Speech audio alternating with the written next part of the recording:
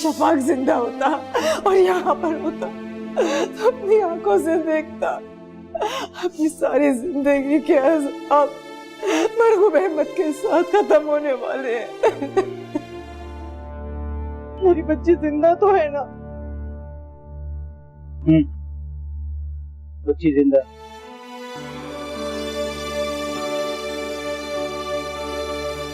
लेकिन फहाम भाई, है तो वो हमारे बाप ही ना।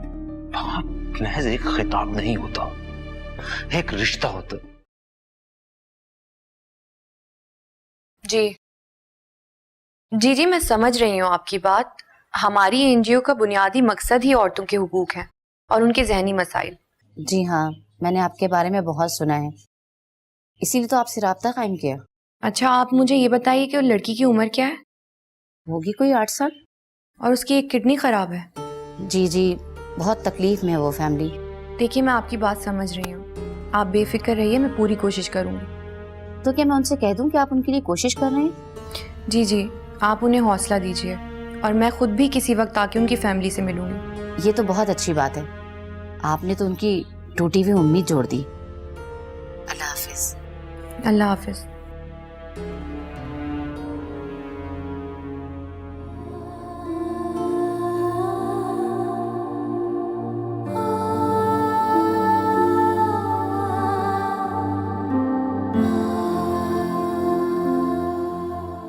कुछ लोग जिंदगी को कितनी मुश्किलों से जीते हैं।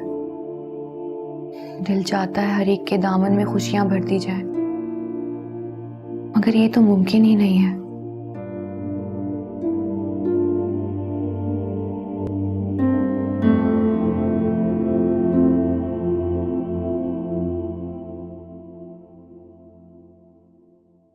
मैं आपको खोने की हिम्मत नहीं रखती, क्योंकि आप मेरे भाई आफाक की मोहब्बत हैं। मैं तुमसे नाराज नहीं हूं मिनाल, मैं तो बस तुम्हें ये समझाना चाहती थी कि बुराई जितनी जल्दी खत्म हो सके उतना ही अच्छा है। मिनाल, मेरी ज़बान ने ऐसा ज़रूर कहा था, लेकिन मेरे दिल ने कभी भी नहीं चाहा था कि हम बिछड़ जाएं। मैं तो आपकी जुबान के ही अल्फाज सुन पाई, दिल के लफ्ज तो शायद सोहा ने सुन लिए।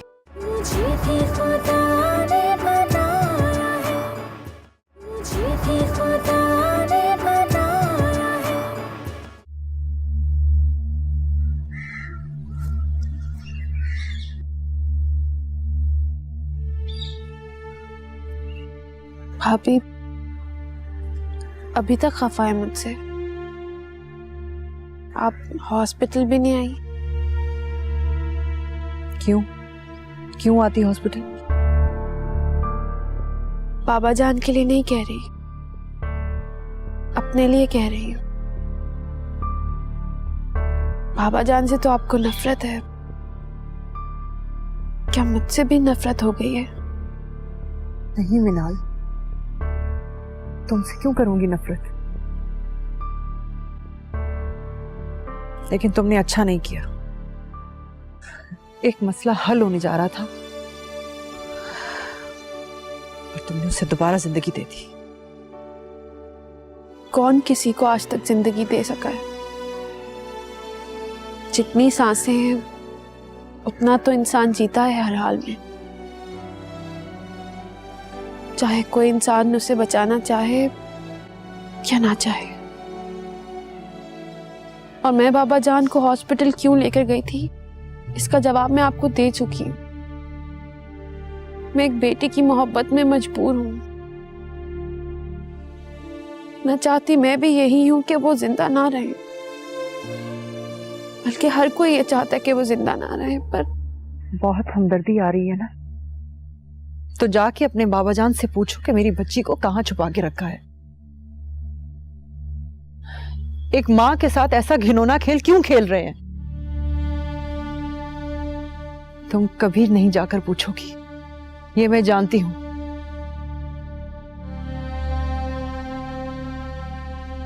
मैं आपको खोने की हिम्मत नहीं रखती, क्योंकि आप मेरे भाई आफाक की मोहब्बत हैं। मैं तुमसे नाराज नहीं हूं मिनाल, मैं तो बस तुम्हें ये समझाना चाहती थी कि बुराई जितनी जल्दी खत्म हो सके उतना ही अच्छा है।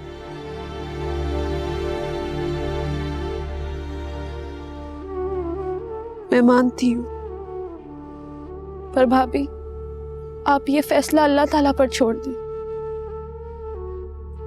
और भाभी आप मुझसे मत रूठिए। मुझे ऐसा लगा जैसे मेरे आफाक भाई मुझसे नाराज हो गए। मैं तुमसे नहीं, मैं तो कब से अपनी किस्मत से रूठी हुई हूँ, जो ना मुझे चैन से जीने देती है और ना ही मरने देती है। अब दुआ करो कि मुझे मेरी बच्ची मिल जाए, कम से कम मैं चैन से जी तो सकूंगी ना। मैं तो हमेशा से आपके लिए दुआ गो। मैं अल्लाह ताला से दुआ करूंगी कि आपके सारे खोए हुए सुख आपको वापस मिल जाएं। सब सुख कैसे मुमकिन है? लेकिन फिर भी शुक्रिया तुम्हारा। शुक्रिया किस बात का भाभी? मेरे इख्तियार में हो ना तो मैं किस्मत के हाथों से छीन कर आपकी बेटी को ला दूं, पर मैं क्या करूं? मुझसे तो खुद किस्मत ने सब छीना हुआ है। मैं भी अल्लाह ताला से दुआ करूंगी कि वो तुम्हें तुम्हारे सारे सुख लौटा दे।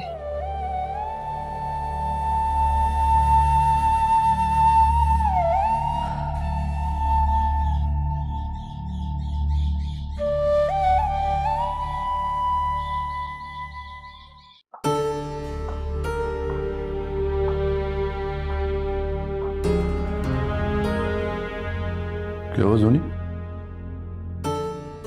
नहीं, कुछ भी नहीं। नहीं, कुछ तो है। इतनी खामोश क्यों हो? कुछ ख्वाहिशात खामोश रहे तो अच्छा है।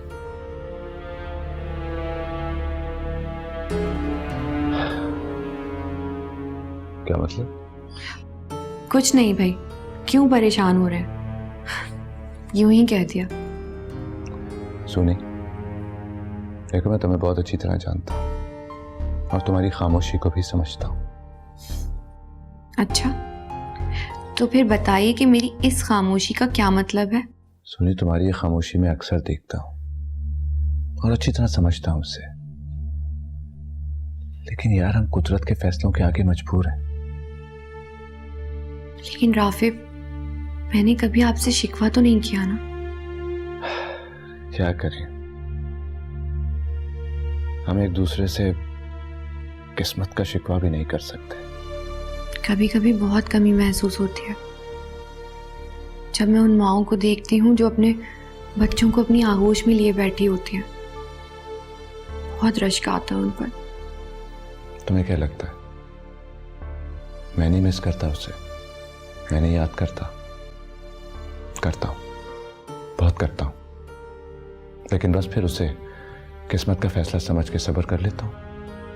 हमारी किस्मत भी कैसी है ना राफे, कुदरत ने एक बच्ची दी और वो भी वापस ले ली।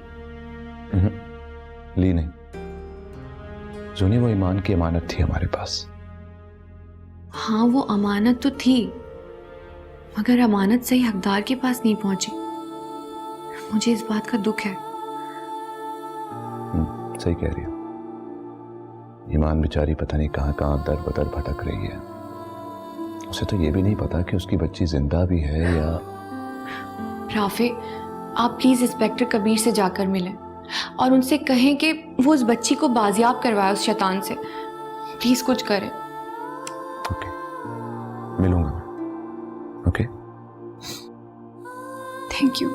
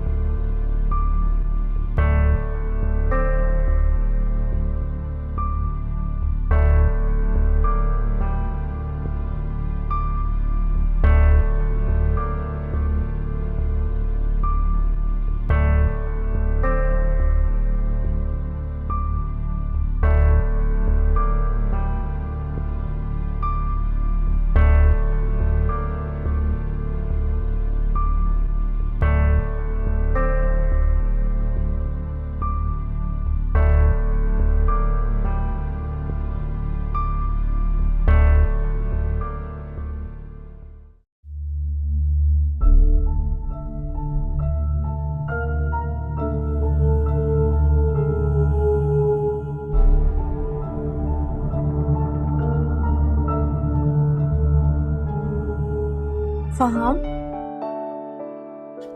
आ गए आप? मिनाल नहीं आई आपके साथ? नहीं, नहीं आई वो। क्यों? आपने उसे समझाया नहीं? समझाया था, लेकिन वो नहीं मानी। बाबा जान की संगला मोहब्बत में पिस रही हो। वो भी क्या करे, औलाद होने के नाते अपनी मोहब्बत के हाथों मजबूर है। जिस शख्स के लिए आंसू बहा रही है ना, उसे कुछ हासिल होने वाला नहीं है वहां से। अपने ही आंसुओं में खुद बह जाएगी वो। अल्लाह रहम करेगा।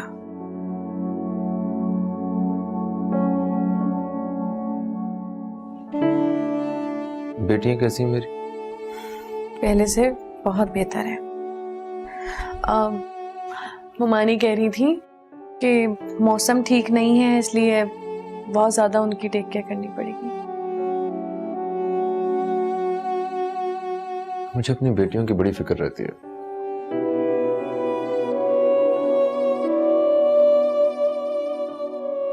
और इफ्रा की स्कूलिंग भी स्टार्ट होने वाली है। बस एक दफा ये मामला ठीक हो जाए। अल्लाह करे कि सब कुछ जल्दी ठीक हो जाए। अम्मा जान कहाँ है? हॉस्पिटल में है वो भी। वो भी तो एक शौहर परस्त औरत है, उस बेवफा शख्स के इर्द गिर्द घूम रही है, जो एक शौहर तो है मगर अपने मर्तबे पे नहीं है। अम्मा जान ने भी बहुत दुख झेले हैं और अभी तक अपने शौहर का दामन पकड़े उनके साथ खड़ी हैं। तो क्या करती वो? इस बुढ़ापे में कोई फैसला ले लेती? नहीं, मेरा ये मतलब नहीं था। मैं सिर्फ इतना कहना चाह रही हूँ कि अम्मा जान जितना बाबा जान के करीब रहेंगी उतना ही दुखी रहेंगी, क्योंकि बाबा जान ना कभी मिनाल को वो मोहब्बत दे सकते हैं जो एक बाप अपनी बेटी को देता है, और ना ही अम्मा जान को वो इज्जत जो एक शौहर अपनी बीवी को देता है।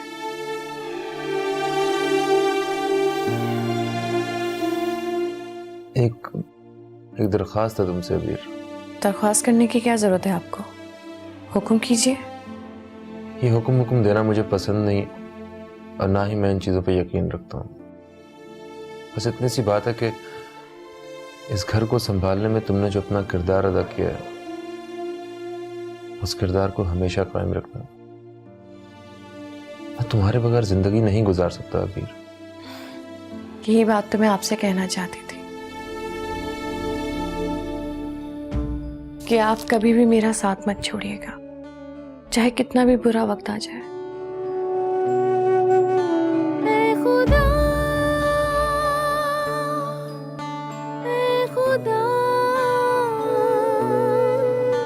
तेरे होते हुए तेरे बंदे बने हैं खुदा।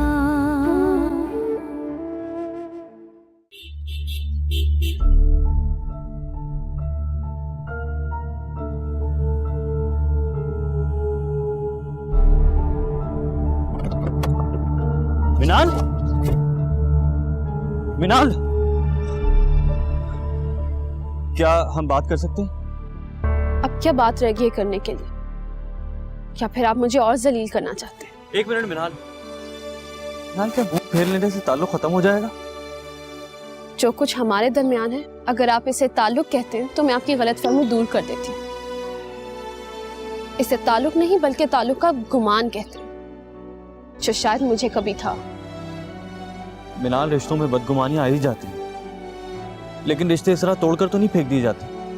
रिश्ता तोड़कर मैंने फेंका? मिनाल, मुझे बदगुमानी में डाला गया था। मैंने तुम्हें बहुत सच्चाई से चाहा था। फिर तो शायद सलमान आप चाहत के मायने नहीं समझते, या फिर बदगुमानी के। समझता हूँ, सब समझता हूँ, लेकिन दरमियान में जोहा। हमारे दरमियान जोहा? यही तो मैं आपको समझाना चाह रही हूँ सलमान। सच्ची मोहब्बत के बीच में भी सिर्फ मोहब्बत ही होती है, नफरत नहीं आ जाती। और चाहने वालों के बीच में अगर नफरत आ जाए तो इसका मतलब उनके बीच में कुछ था ही नहीं, वो जगह खाली थी किसी के लिए भी, वहां कोई भी आ सकता था। मिनाल, क्या तुम्हें याद नहीं कि हमने एक साथ मोहब्बत में वक्त गुजारा। हम एक दूसरे की खामियां नहीं ढूंढते थे। ये बात अपने दिल से पूछिए कि मैंने आप में हमेशा से क्या ढूंढा। अपने लिए मोहब्बत और उस मोहब्बत का एतबार। हाँ तो वो एतबार दिया तो है मैंने तुम्हें। वो ताल्लुक, हमारा मुकद्दस रिश्ता, और उस मुकद्दस रिश्ते को तोड़ने की धमकी किसने दी थी? ऐसे नहीं होता सलमान। मैं मानती हूँ कि मैंने ये दुनिया ज्यादा नहीं देखी, लेकिन समझी बहुत है। चाहने वालों की जुबान पर भूले से भी बिछड़ने के अल्फाज नहीं आते, लेकिन आपके आ गए थे। मिनाल, मेरी जबान ने ऐसा जरूर कहा था, लेकिन मेरे दिल ने कभी भी नहीं चाहा था कि हम बिछड़ जाएं। कि मैं क्या करूं सलमान, मैं तो आपकी जुबान के ही अल्फाज सुन पाई। दिल के लफ्ज तो शायद जोहा ने सुन लिए। अब अगर जोहा का नाम तुम्हारी जुबान पर आ ही गया, मुझे कुछ कहने का मौका दोगी? अभी नहीं, मैं बाबा जान को देखने के लिए जा रही हूँ। फिर कभी नहीं मिनाल।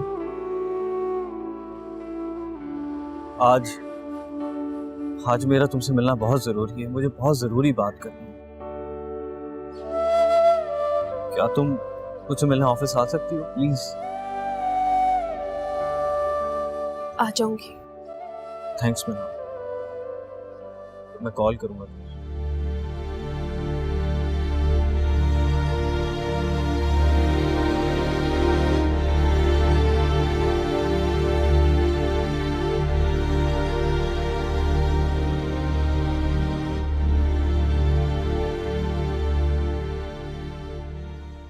सब माँ बाप अपनी औलाद से मोहब्बत नहीं करते ना। मामा जान ने तो बचपन से ही हमारा बहुत ख्याल रखा है। मैंने बताया था कि मैं इनकी बेटी हूँ। मैं समझी नहीं। समझेंगी भी नहीं। क्योंकि मैं एक पुलिस वाला हूँ। तो ठीक है, उसके खिलाफ मैं सारे इल्जाम वापस लेती हूँ। फिर तो आप उसे छोड़ सकते हैं ना। मुझे भी खुदा ने बनाया है, मुझे भी खुदा ने बनाया है। जी ममानी, आप उसे सिरप पिला दें, वो बेहतर हो जाएगी। हाँ हाँ, परेशान होने की ज़रूरत नहीं है। हमने डॉक्टर से बात की थी तो उन्होंने भी यही कहा था कि मौसम ऐसा चल रहा है तो थोड़ी सी तबीयत ऊंच नीच हो जाती है। आप घबराएं नहीं। ठीक है, अगर कोई बात हो तो मुझे फ़ौरन फ़ोन करके बता दीजिएगा। मैं और फ़हाम अभी यहीं पर ही हैं। अल्लाह हाफ़िज़। ये देखो, मैं ब्रिया और इफ्रा के लिए क्या लेके आया हूँ। क्या फ़हाम, आप कुछ ना कुछ उनके लिए लेकर आते ही रहते। क्या जरूरत थी आपको फजूल खर्ची करने की? औलाद की खुशी के लिए ना तो ख्वाहिशों की कोई लिमिट होती है और ना ही कीमत का डर होता है। जब देखें आप कुछ ना कुछ उनके लिए लाते रहते हैं। मैं कभी कभी ये सोचती हूँ कि आप अपनी औलादों से इतना प्यार क्यों करते हैं। मेरा ख्याल है कि सभी माँ बाप करते हैं।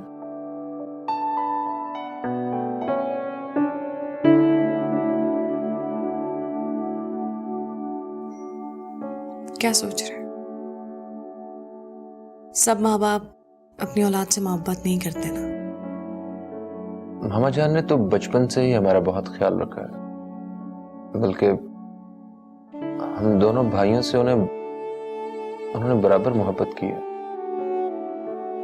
हम मगर मिनाल से वो ज्यादा मोहब्बत करती थी। इसलिए कि माओ को बेटियों से जरा ज्यादा मोहब्बत होती है। मैंने तो सुना है कि माएं बेटों को ज्यादा प्यार करती हैं। बेटों से बाप ज्यादा मोहब्बत करते हैं क्योंकि वो आगे जाके उनका सहारा बनते हैं। अच्छा, तो बेटियां सहारा नहीं बनती क्या? हमारे माशरे में बेटियों को ज्यादातर बोझ समझा जाता है। नहीं तो मैं तो उन्हें बोझ नहीं समझता,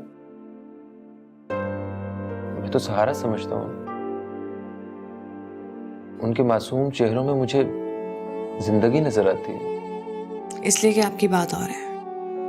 क्यों भाई, मेरी बात क्यों हो रहा है ना फर्क, बहुत फर्क है। हर बाप के सोचने की सतह अलग होती है, लेकिन माँ अपने सारे बच्चों को एक ही तरीके से प्यार करती है। भाई माँ हो ना तुम, तो इसीलिए माँ के हक में बात कर रही हो। इस तरह तो आप भी बाप हैं, आप भी तो बाप के हक में बोल रहे हैं। चाय पियेंगे? हाँ, अगर अच्छी सी चाय बना के पिला दो तो।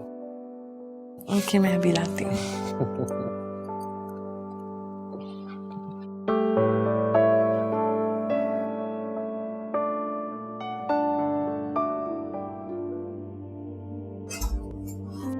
एक्सक्यूज मी डॉक्टर जी, मैंने ये बिल्स पे कर दिए हैं। आपके पेशेंट क्योंकि बोल नहीं सकते इसलिए उन्होंने कुछ लिख कर दिया है। इसमें लिखा है कि मेरे मैनेजर को बुलाइए और वो ही मेरे सारे बिल अदा करेंगे और किसी और को मेरा अटेंडेंट ना रहने दिया जाए। आपने बताया था ये आपके बाप हैं? मैंने बताया था कि मैं इनकी बेटी हूँ।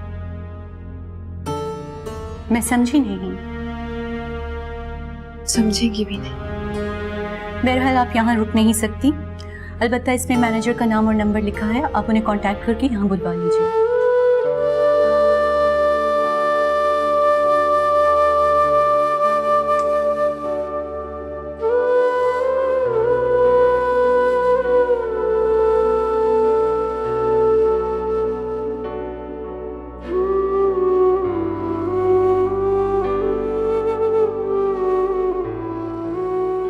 नर्स, आप यहीं रहेंगी और इनका ख्याल रखेंगे, ठीक है? ठीक है।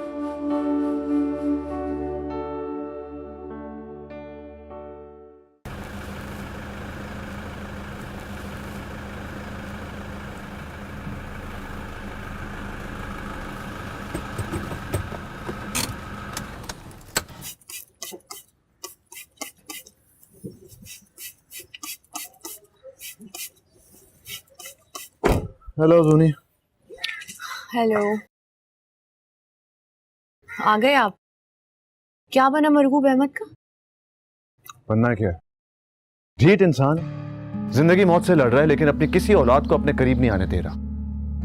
अच्छा, यार देखा जाए ना, मरगूब अहमद को हर रिश्ता इतना प्योर, इतना सच्चा मिला है ना, लेकिन कितना बदनसीब इंसान है ये। एक एक करके सब रिश्तों को ठुकरा दिया इसने। हाँ, बेटे कितने ताबेदार हैं, बेटी जान छिड़कने वाली और वफादार बीवी, मगर दौलत के घुमंड ने उसे कभी अपने रिश्तों के करीब नहीं आने दिया। अरे हाँ, ईमान का केस उलझता जा रहा है यार। वो साबिर कुछ बोल ही नहीं रहा, सारे हथकंडे इस्तेमाल कर लिए पुलिस ने। मरगूब अहमद की किस्मत देखें, उसके मुलाजिम भी कितने वफादार हैं। अरे वो मुलाजिम थोड़ी है उसका, किराए का गुंडा है, पैसे लेके जुर्म करता है उसके लिए। अब क्या होगा राफे? होना क्या है, इंस्पेक्टर कबीर से बात की है मैंने, वो भी उसके साबिर के एतराफ जुर्म का इंतजार कर रहा है। देखते हैं, नजर फ्रेश हो जाता। हाँ,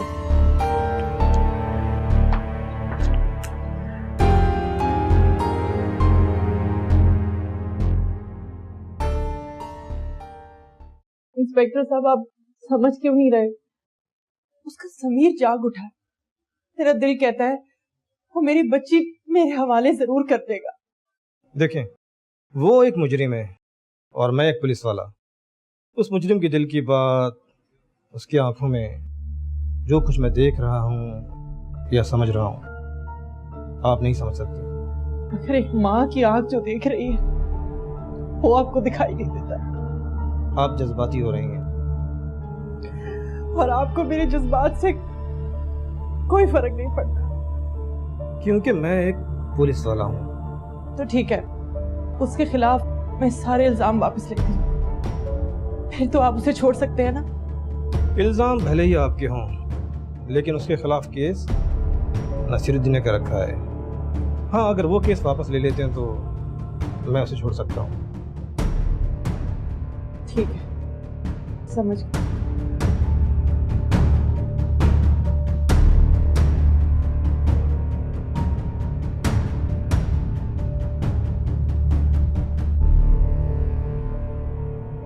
हाँ हेलो जी, कहाँ हैं आप? मुझसे जल्दी मिलें। एक बहुत अहम जिम्मेदारी है जो सिर्फ आप ही निभा सकते हैं। ओके।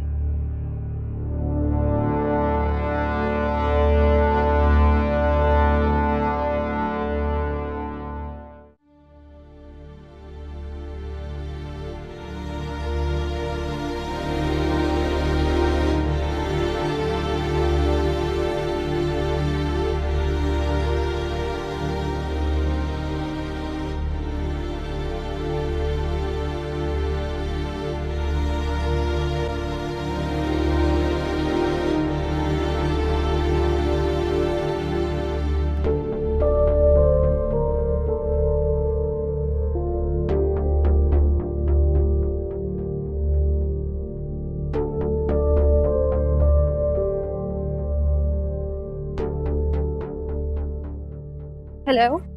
हाँ मिनाल कहाँ हो? मैं अभी हॉस्पिटल से बाहर निकल रही थी। मैं ऑफिस में तुम्हारा वेट कर। जी मैं आ जाती हूँ। ठीक है, मैं आपके ऑफिस से आती हूँ।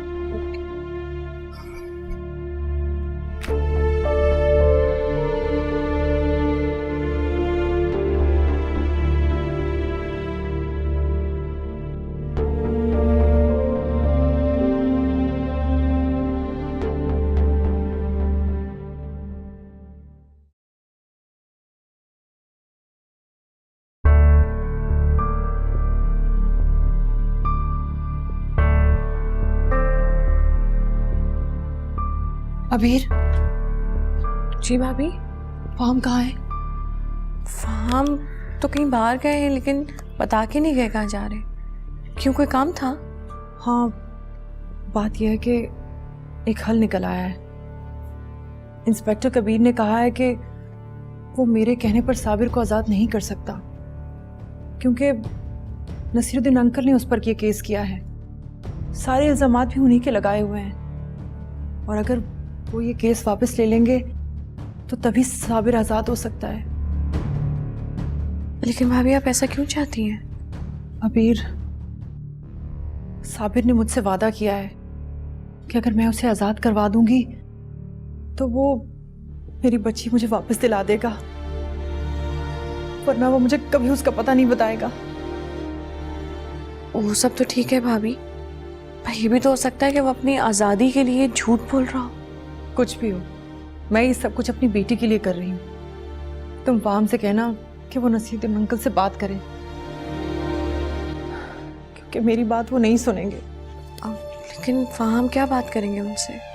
यही कि वो केस वापस ले लें, और ये उनका एहसान होगा मुझ पर। अबीर, तुम भी मुझ पर एहसान करो। मैं पहले ही बहुत तड़प चुकी हूँ। ठीक है भाभी, मैं अभी फोन करती हूँ फाहम से और बात करती हूँ।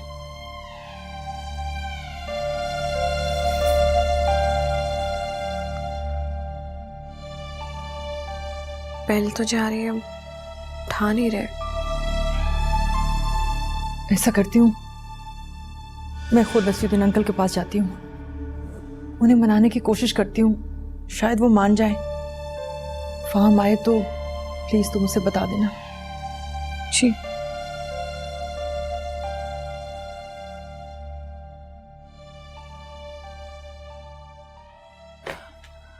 फाहम, मैं तुम्हारे पास ही आई थी, वो मेरी अबीर से बात हुई है। अभी आप इतनी घबराई हुई क्यों लग रही हैं?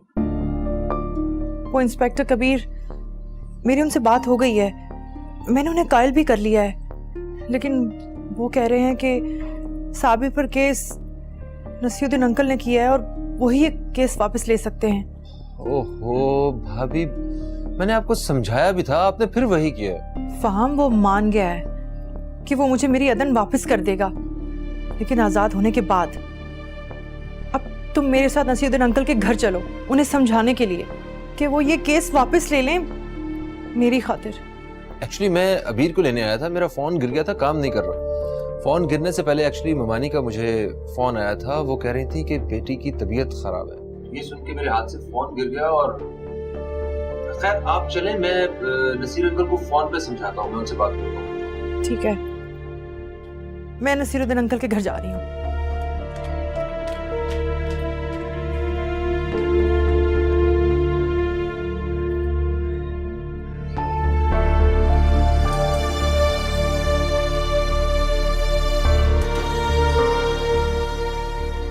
फहाम, कहाँ रह गए थे आप?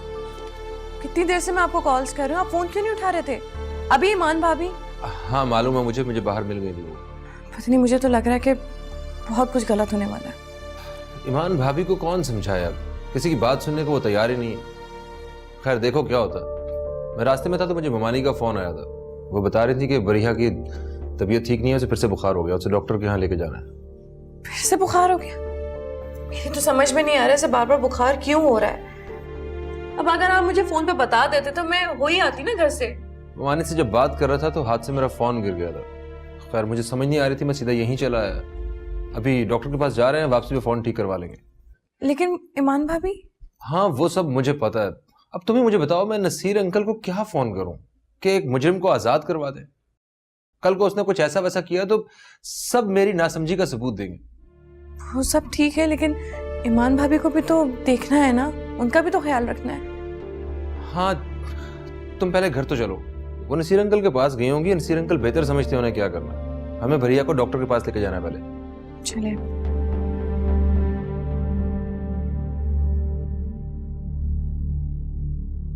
तुम्हारी जिंदगी में ऐसा कोई शख्स आया है मेरे अलावा? नहीं, मेरी जिंदगी में आपकी तरह कोई वाकया पेश नहीं आया। एक ही शख्स का दुख बहुत था। मैंने तुम्हें बहुत दुख दिया है मिनाल। मुझे भी खुदा ने बनाया है, मुझे भी खुदा ने बनाया है।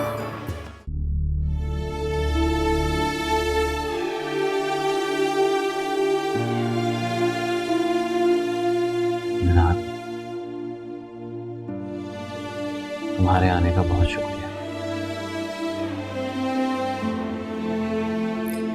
शुक्रिया आप दिल से अदा करें या फिर फॉर्मेलिटी पूरी करें? दिल से कह रहा हूं,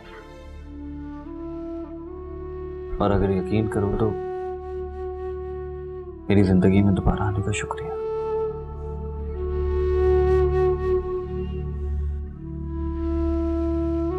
सलमान, आप एतबार भी बहुत जल्दी करते हैं और बेतबारी भी आपको बहुत जल्दी होती है ना?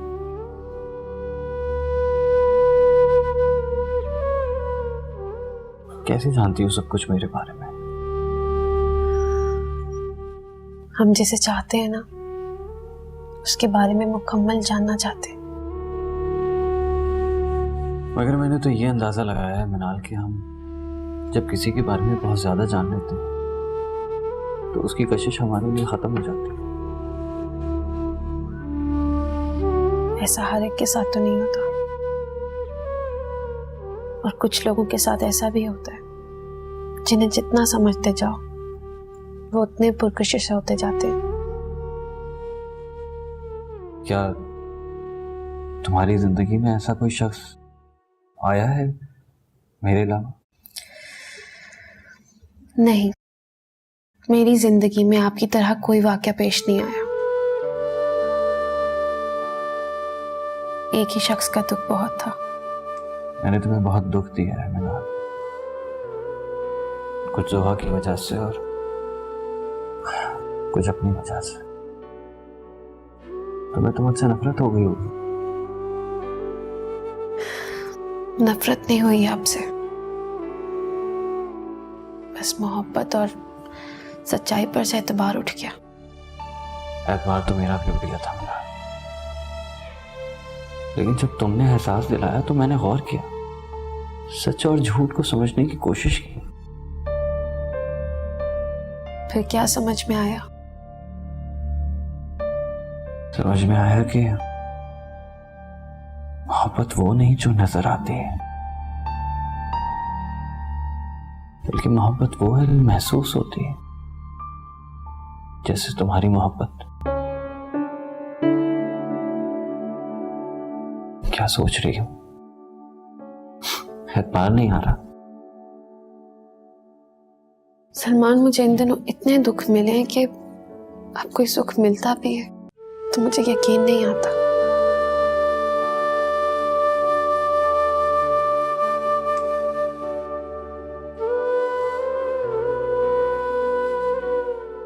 वो सच कह रहा है।